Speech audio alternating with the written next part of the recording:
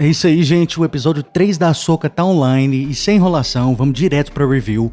O episódio começa com a Sabine treinando junto com a Ahsoka. O droid Huyang, ele consegue projetar sabres de luz holográficos, o que me lembrou demais do General Grievous, foi bem interessante. Durante o treinamento, a Ahsoka dá pra Sabine até mesmo um capacete estilo lá na Nova Esperança. Mesmo que o Obi-Wan faz com o Luke Skywalker, aquele capacete que tampa a visão pra pessoa sentir as intenções, conseguir prever um pouco do futuro, em vez de simplesmente usar os seus olhos. A Sabine também aprende uma lição extremamente importante. A Ahsoka lembra ela que a raiva realmente dá ali uma turbinada temporária na pessoa, mas ela também desbalanceia a pessoa. Ela tira o equilíbrio, que é exatamente o que aconteceu com o Anakin. A Ahsoka conhece muito bem essa história. A gente então pula pra Hera. A Hera tá conversando com políticos aqui da Nova República e eu vi algumas pessoas aqui chateadas com uma Nova República age diante de uma ameaça tão imensa que é o Throne. Então quero esclarecer pra vocês aqui que na trilogia Legends, a original do Throne, isso também acontece, tá? Isso daqui é exatamente o que acontece nos Legends.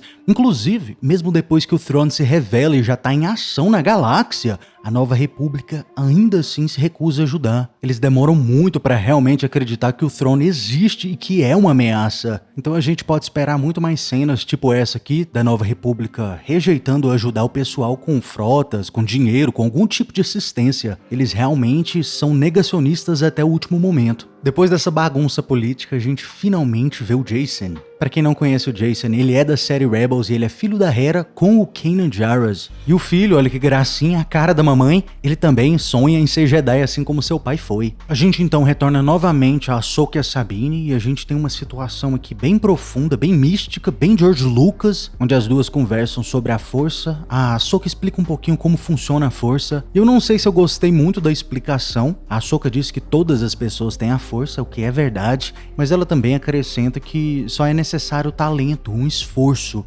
O que a gente sabe que, de acordo com o George Lucas, precisa um pouquinho mais que isso. Eu tô sentindo aqui um medo do pessoal em falar a palavra midichlorians. A gente sabe que é uma palavra controversa, mas felizmente a gente sabe que é uma parte do canon e a gente precisa ter coragem pelo menos em falar a palavra. A gente sabe que só talento não funciona, precisa de uma base da força, uma base de afinidade com a força.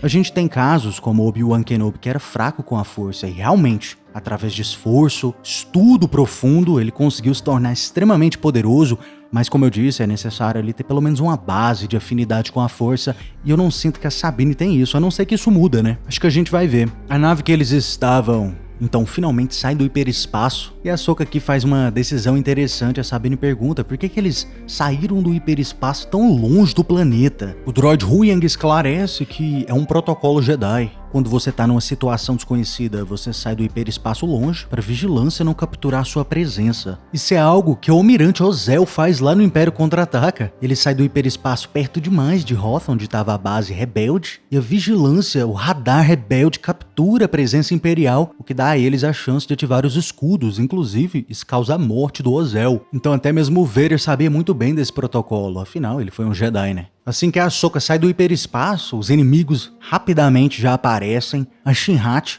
junto com o Merrick. A Shin-Hati, inclusive, na nave dela, tá usando aqui o mesmo comunicador que a gente vê lá na Vingança do Sith, que Anakin e Obi-Wan usa, o que faz sentido, né? Uma reutilização aqui de equipamentos antigos das Guerras Clônicas. A nave deles também parece muito... me lembrou demais da nave do General Grievous, que a gente também vê lá na Vingança do Sith, que o Obi-Wan utiliza, inclusive. A gente tem uma batalha no espaço aqui muito interessante, foi muito bem feita, visualmente, graficamente, ficou bem legal, bem estilo Segunda Guerra Mundial. Quando a nave da Ahsoka se aproxima da Morgan, é então confirmado que o que eles estão construindo é, na realidade, um anel de hiperespaço. A gente vê as naves Jedi lá nas Guerras Clônicas utilizar com frequência esses anéis, só que claro, numa escala muito menor. Durante a batalha no espaço, a Sabine aqui também dá uma de Luke Skywalker utilizando o armamento da nave, que é uma cena clássica da Nova Esperança. Teve alguns momentos aqui que não me agradaram tanto. A nave da Ahsoka parece sofrer uma pancada de tiros aqui e não parece sofrer tantos danos assim.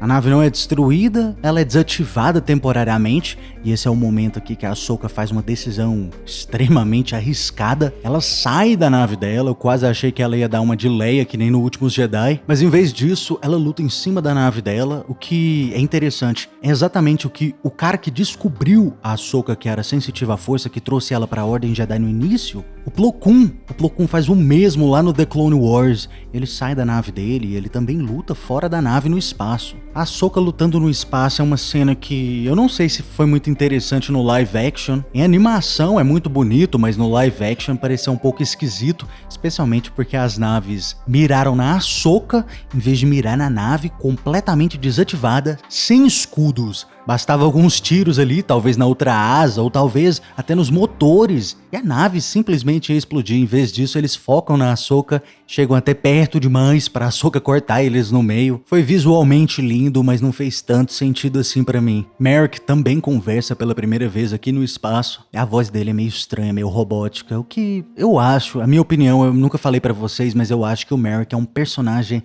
completamente único. Ele não é o Ezra ou o Starkiller, alguma coisa assim. Eu acho que ele é o Merrick. Depois da nave ser reativada, a Ahsoka e a Sabine entram na atmosfera do planeta e a gente finalmente vê os Purrgil no live action e eles estão maravilhosos, extremamente realísticos, eu amei. Elas usam os Purrgil ali pra sair do radar dos inimigos e elas pousam nesse planeta. E a gente termina aqui com o Baylan, um foco na cara do Baylan aqui.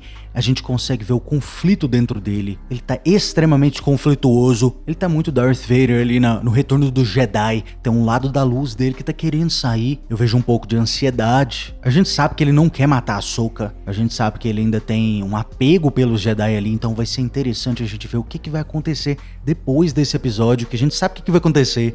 Vai ter um duelo dentro da floresta. A gente já viu nos trailers. Mas em resumo, a minha maior crítica pra esse episódio foi que simplesmente ele foi curto demais.